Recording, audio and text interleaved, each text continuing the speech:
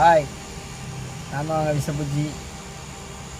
இன்னைக்கு சாப்பாடு வாங்க போனேன்.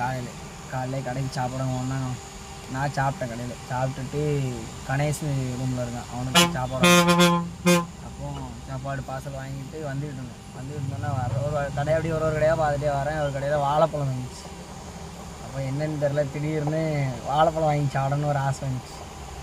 சரி என்னச்சு, சரி வாங்குவோம் அப்படின்னு சொல்லிட்டு 2 பழத்தை வாங்கிட்டேன். 2 பழத்தை வாங்கி சாப்பிட்றேன். சாப்பிடத்துல தான் தோணுது, ஊரில் இருக்கச்சில் எவ்வளோ பழத்தை வேணான்னு வேஸ்ட் பண்ணோம். நல்லா பழத்துக்குனா வெட்டி காணலாம் போடும். இங்கே 2 பழம் 10 ரூபா கொடுத்து வாங்கி சாப்பிட்டேன் இன்றைக்கி. கசகசலி பழம் பார்த்துக்காங்க நேரத்தை.